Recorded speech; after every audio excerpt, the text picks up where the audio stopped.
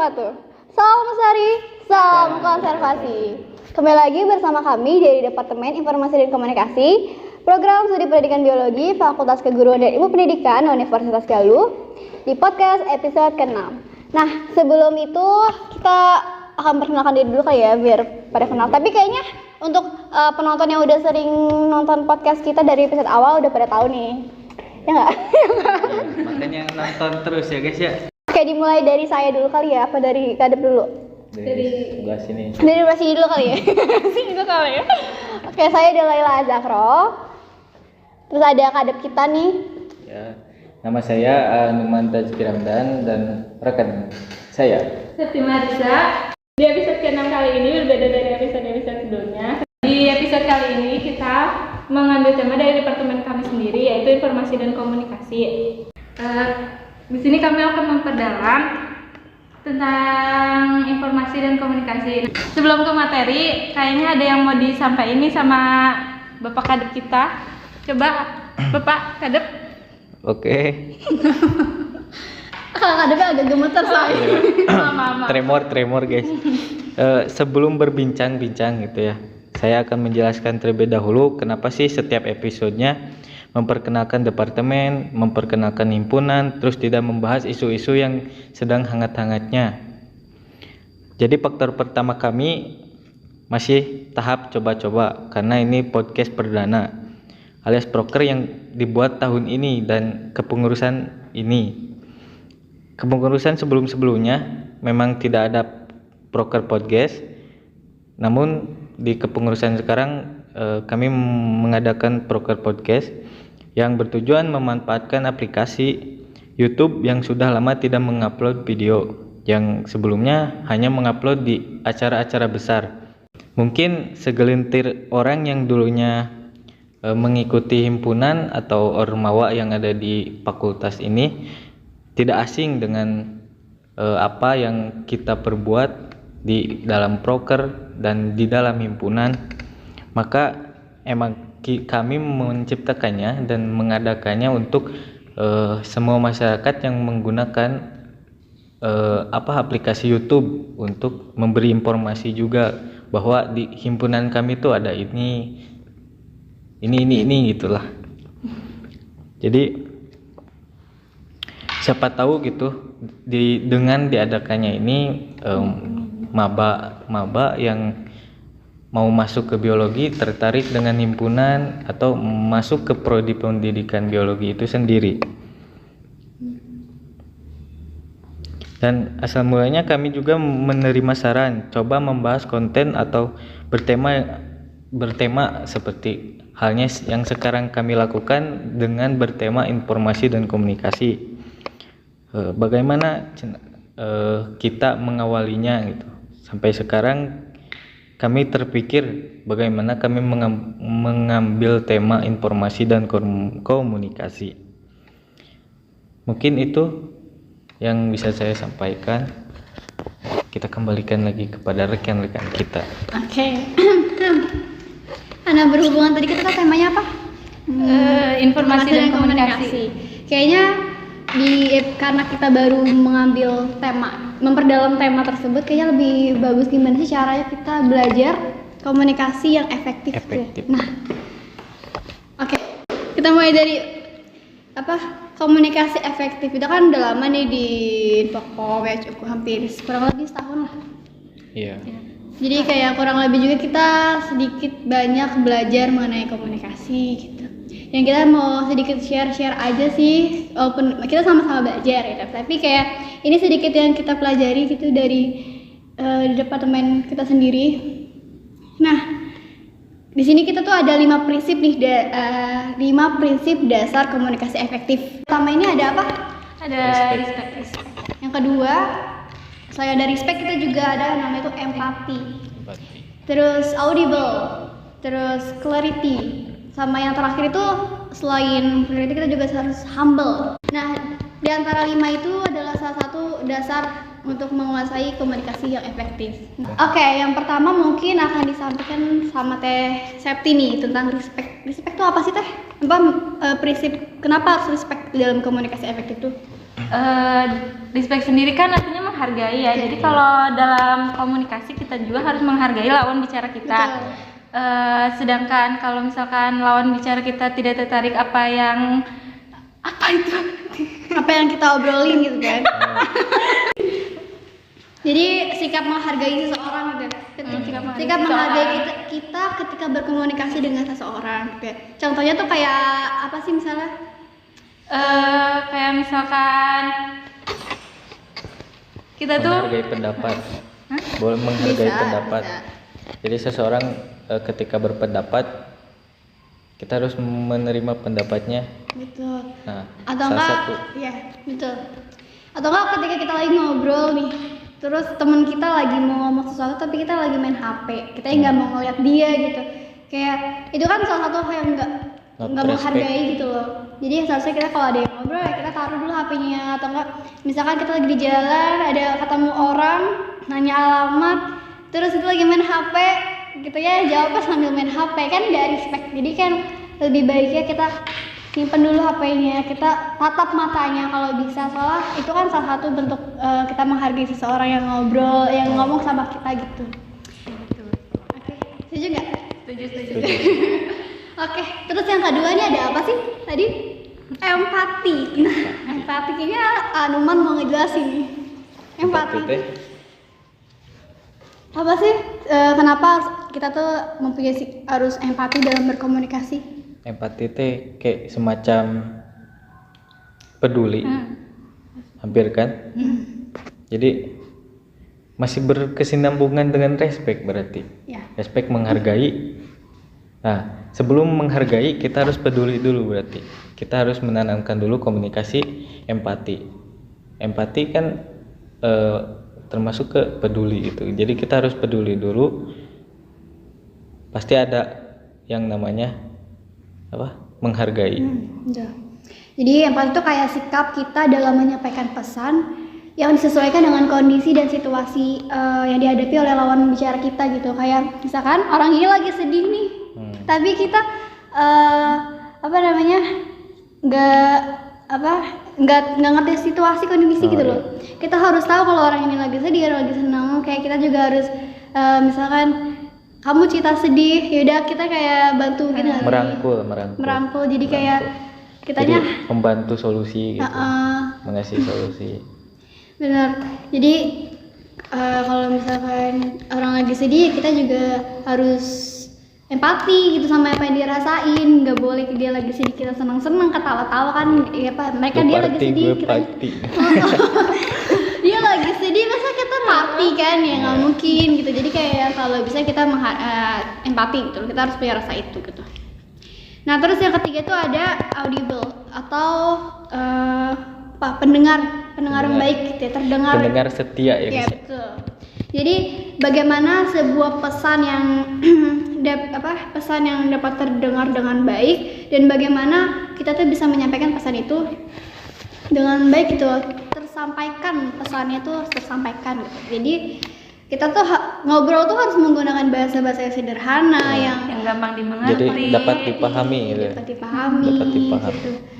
Jadi jangan kita pernah nggak sih kita lagi ngobrol sama orang tapi itu tuh orang itu nggak ngerti sama yang kita omongin, jadi kan nggak masuk tuh. Jadi berarti ini harus dipakai di dalam saat kita presentasi berarti ya. Iya bisa. Presentasi kita harus memakai istilah-istilah yang audible. sulit, yang gampang dipahami orang gitu.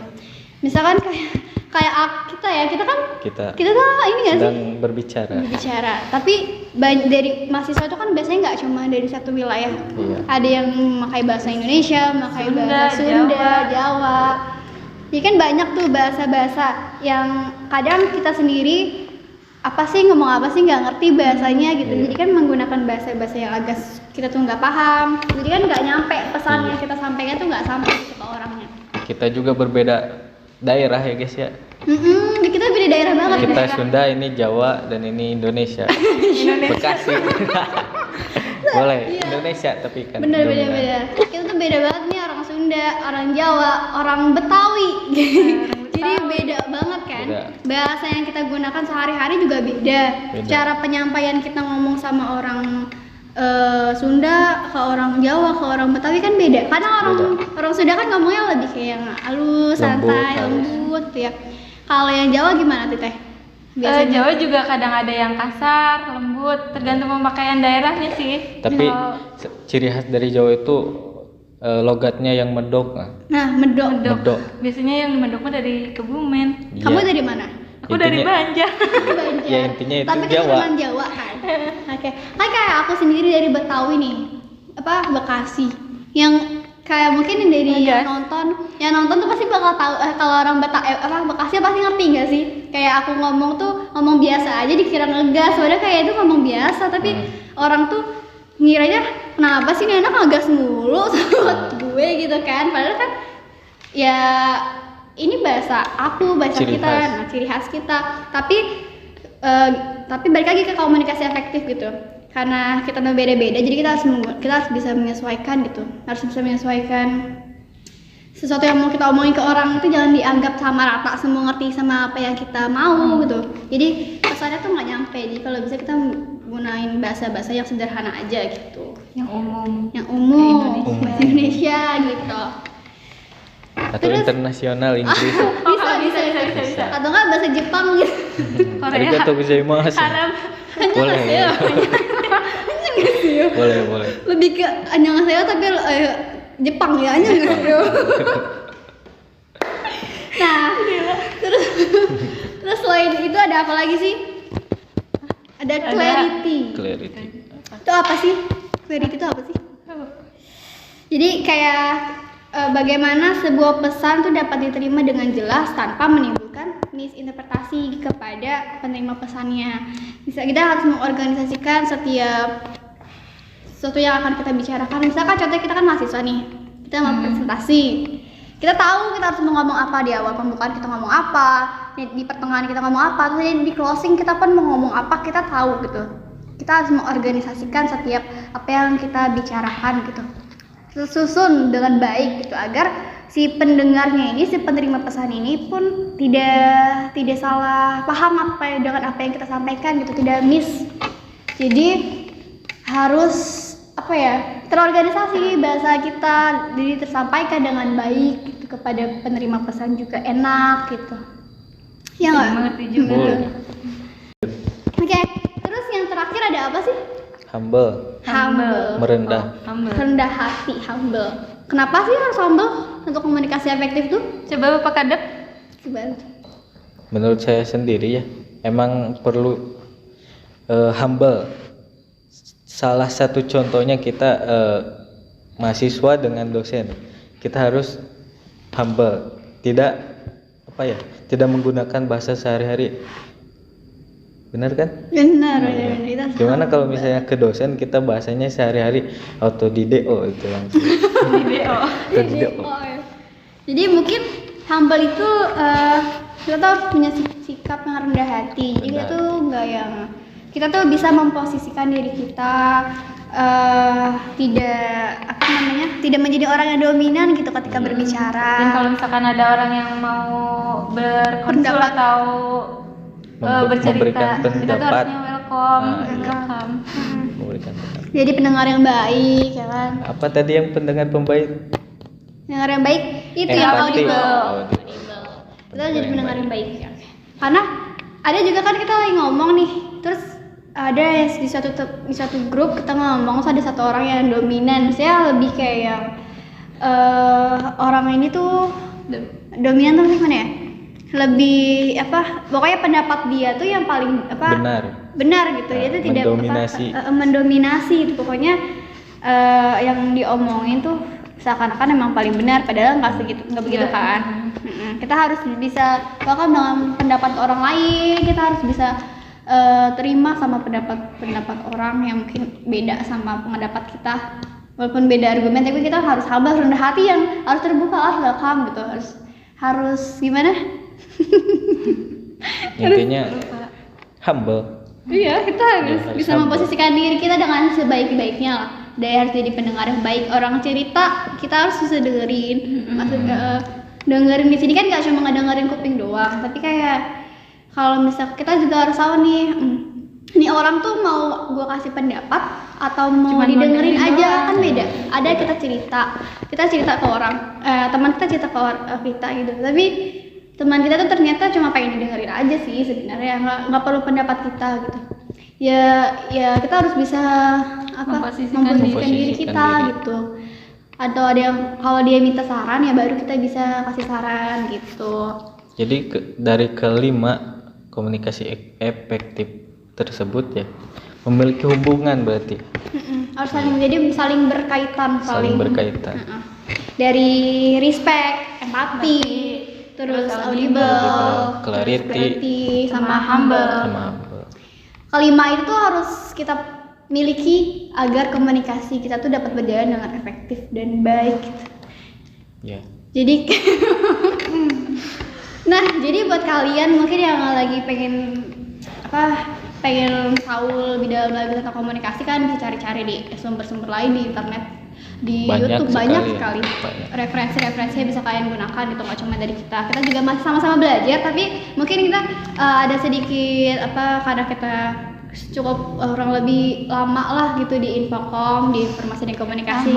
Iya. Jadi kita agak sedikit tahu dan paham gitu mengenai komunikasi gitu.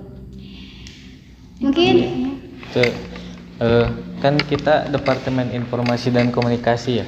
ya. Informasinya sendiri kita emang mencari informasi yang sedang hangat-hangatnya dan lain-lain lah ya. Misal Kita- kayak tiba-tiba ada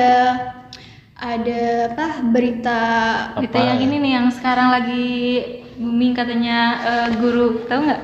tahu-tahu. Yang- Yang guru honorer dialihfungsikan, Heeh. Oh iya. yang katanya udah ditiadakan. Nah, itu bisa kita tuh harus Harus lebih update. up to date. Up to date. Kita harus orang pertama. Gimana? Iya, informasi gitu. Komunikasi yang kita tuangkan ya dengan cara podcast yang pertama, yang kedua kita menuangkan komunikasinya dalam suatu bentuk desain Heeh. yang kita upload di Instagram. Instagram. Bisa dilihat ya Instagram HNT Biologi. Di bawah ini. Apa di bawah ini emang sangat menyesalkan editor. Di bawah ini. Go follow. Go follow. Oke. Jangan cuma ditonton aja ya. Iya. Like, comment, and subscribe. Kita jadi kayak YouTubers banget gak sih? Iya. Udah. Cita-cita kita jadi YouTuber. Semoga nanti kita bakal ketemu lagi. Iya. Karena kayak Ini episode terakhir episode terakhir kita dari sih, udah, guys. kami ya. Mungkin kepengurusan selanjutnya akan dilanjutkan Sama orang-orang adik-adik yang baru lagi. Dan insya Allah bakal dilanjutkan. sama orang-orang yang mungkin lebih berkompeten di bidang ini gitu. Jadi aduh, kayak sedih gimana ya. Iya. Kita udah lama, kata kayak hampir lama juga ternyata kita di Infokom Infokom, di himpunan di loh. himpunan. Dan suka dukanya Banyak banget. Kerasa banget ya. kerasa banget. Kerasa Dari banget. awal sampai sekarang. Bener. Kayak kita kenal orang baru, belajar. Terus ngerti sifat-sifatnya. Benar-benar. Itu sifat-sifat dari anggota kita gimana yang memang mungkin lebih Berbeda daerah. berbeda, yang lebih tertutup, yang lebih terbuka, yang beda-beda kan orang-orang. Jadi kita makin belajar mengenai sifat-sifat orang, mengatasi sikap-sikap orang, sifat-sifat orang gitu. Terus pandai-pandai mendekatkan diri. Ingat. Mendekatkan diri. Bisa. Benar banget. Oke, mungkin kayaknya kita ngobrol udah cukup lama ya. Iya deh, udah. Lumayan. Udah lama ya. Udah lama ya. Ya jadi Mungkin kita tutup aja apa mau ada kesimpulan nih dari siapa? Anuman. dari masing-masing dulu, dari masing-masing. Kesimpulannya dari informasi dan komunikasi itu apa? Sok Boleh, silakan. sok. Mungkin dia Ibu Septi mau deh. Jadi ya yang bisa kita ambil dari materi yang baru saja dibahas atau diperdalam tadi tuh, jadi kalau misalkan kita bukan sebagai manusia sih, makhluk sosial kan harus bisa menempatkan diri di lingkungan. Jadi komunikasi juga harus lebih terinci, jangan asal bicara. Dan kalau misalkan itu harus menempatkan diri. Kalau misalkan emang ngobrol sama yang lebih tua ya harus sopan, yang sama yang anak kecil harus dibimbing. Ya pokoknya udah kan ini. Pokoknya harus bisa nempatin diri sih intinya mah.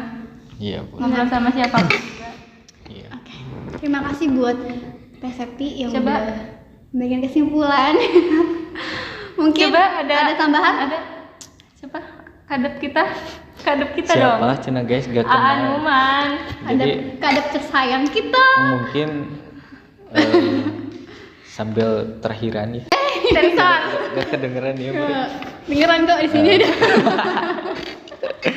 Jadi komunikasi kita emang benar-benar memerlukan komunikasi efektif yang baik dan benar gitu ya. Karena sesuai tadi urutannya ada 5: respect, empati, terus audible, clarity, dan humble. Dari kelima itu emang kita harus berpegang teguh gitu, agar kita bisa berretorika yang baik. Retorika dan etika itu kan. Retorika dan etika emang benar-benar ada dalam organisasi, emang perlu gitu. Terus dari apa yang tadi menghargai dan lainnya itu emang salah satu contoh manusia yang memanusiakan manusia. Jadi kita berusaha memanusiakan manusia. Sekian dan terima kasih.